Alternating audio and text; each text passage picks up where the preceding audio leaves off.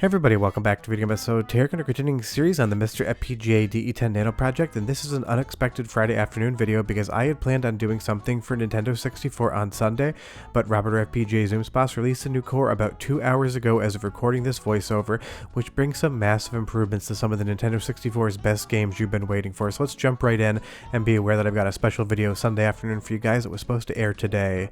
The last time I showed you Conker's Bad Fur Day, this was about as far as I could get into the game. Now you can start playing Conker. It is not 100% rock solid stable. You may still encounter some freezing here and there, but you can see the opening cutscene, you can get in levels, you can start running around, and most importantly, you can start playing this game here today. And big thanks to Andy D for getting some of these captures. I'm mixing up my captures with his with Insane Friends to get this video out by 4 p.m. But this is just so awesome to see. It was only 48 hours ago that we could even get into the game, and now with some improvements on the TLB implementation, you can start actually playing. And this is Insane Friend right here with the frame rate counter up. You will see that it is running Conker's Bad Fur Day, and it seems to be about the exact same frame rate as you would see on original hardware. Just remember that this game never ran at a lock 60, most Nintendo 64 games did not. But even seeing this, it means that we're so close to being able to probably finish this game, and the minute that it is completable, I will let you know in a video. But between the cutscenes to the gameplay, everything looks correct here, and that's a big takeaway.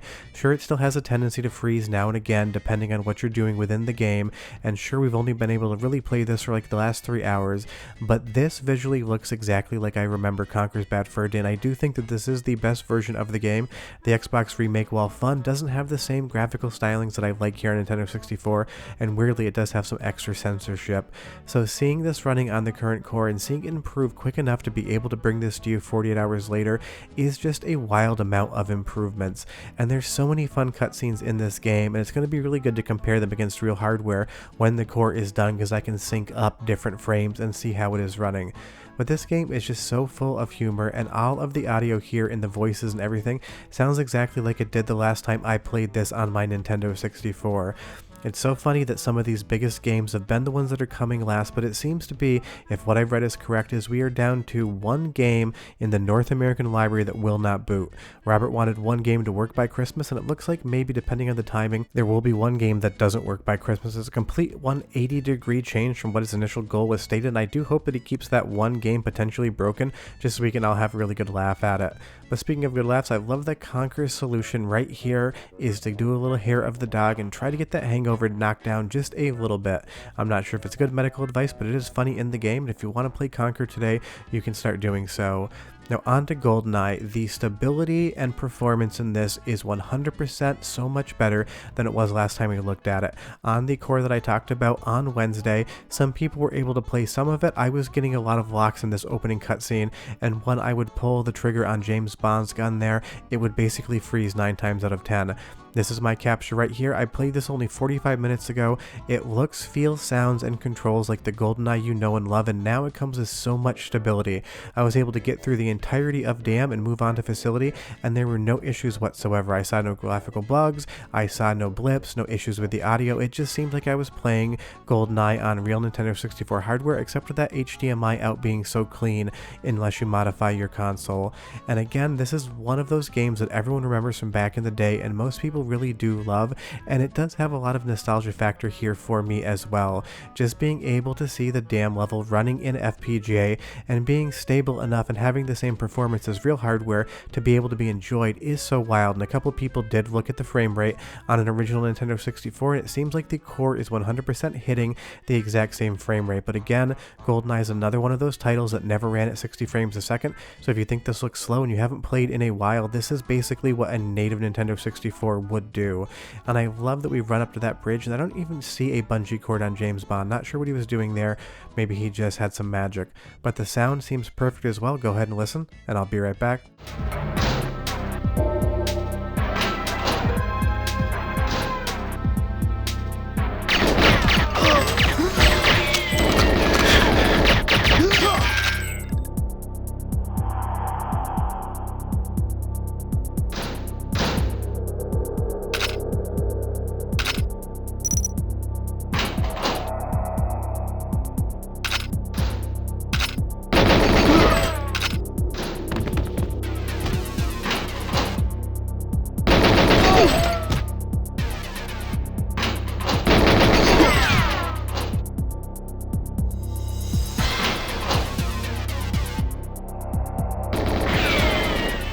It's just such a classic soundtrack, and those gunshot sound effects are just GoldenEye 2 AT, although I'm sure there's sound library samples, and it's probably in like 10 games that I can't remember, so if you know down below, leave me a comment. But this is just stability. It seems like I could have just kept playing this, and I don't know, maybe get to the end. I know people on Discord are currently trying to do an any percent speed run of this just to see if it works, and of course the big head mode is here, and this is Insane Friends footage right here for just a moment. I wanted to showcase just how funny that is. There's so many different cheat codes you can have fun with in GoldenEye, and they're working. There's different ROM versions as well. You can play the Japanese version if you want, but it seems like now pretty much every variant is running exactly the same. But if you see anything different, leave me a comment down below and I'll definitely move that note along. But this is just so wild. It has been such a fun time going through this core since July of this year, and we're basically feeling like it's the finish line right now.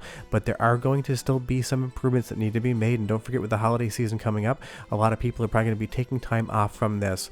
But we've gotten to the point now where basically every single North American Nintendo 64 game can be booted on the core, and the large majority of them can be enjoyed, and a good chunk of them can be completed. And that is just so much progress in underneath 6 months. I don't know what I did in the last 6 months, but I definitely did not write a Nintendo 64 core from scratch for MiSTer FPGA. So just seeing this working in real time, seeing all the character models, seeing that waving motion of the camera all working and seeming like it's running on real Nintendo 64 hardware is nothing short of spectacular. I can't say that enough. The work that Robert FPGA Zoomspas has done on this core should be commended till the end of time. And I love that James Bond here sneaks out on a conveyor belt. Now the last game I have to show you in this video, and I did have to squeak this video out because I am very busy today, is going to be Star Wars Episode 1 Battle for Naboo, or Naboo, tell me down below. I am not a huge Star Wars fan, nothing against the series, it's just not something I know. It is working with a save state. It will generally freeze randomly, but this is another game outside of this morning that would never boot on the current core. Now with the save state, you can get into the game, you can go through the menu, and you can start playing as well. Normally I'd give you another sound sample, but I can almost guarantee you whatever music's underlying this game is going to throw up a flag. Disney does not want you listening to Star Wars unless you are giving them some money to do that. But this is just another fun example of a game that didn't used to work that now does. Obviously it's not running at full speed, and that's still down to some of the TLB implementation and the caching and how that works. Without getting too technical, there's different methodologies on how TLB can be used by the hardware and the software, and not all of that is buttoned up. So you're going to see games like this probably in the next core or the next couple cores start to gain some speed, but that's what we saw at the original core evolution as well.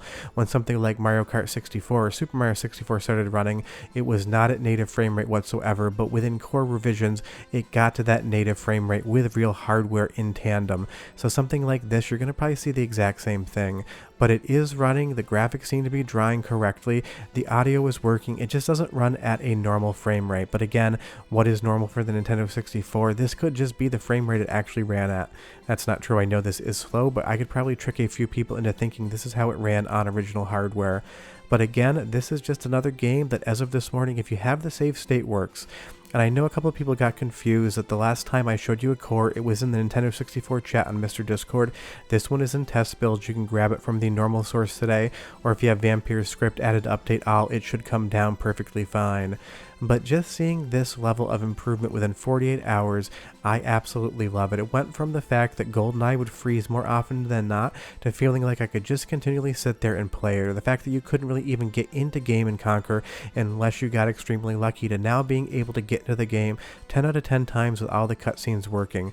But like every game I'm showing you on these previews, it's very possible that they freeze the minute I stop recording them. So right now I don't know whether or not Conker or GoldenEye are completable, but I can definitely tell you that Star Wars here is not, because you're going to see it freeze in just a moment. It starts to chug, and that is it. We are done for Naboo.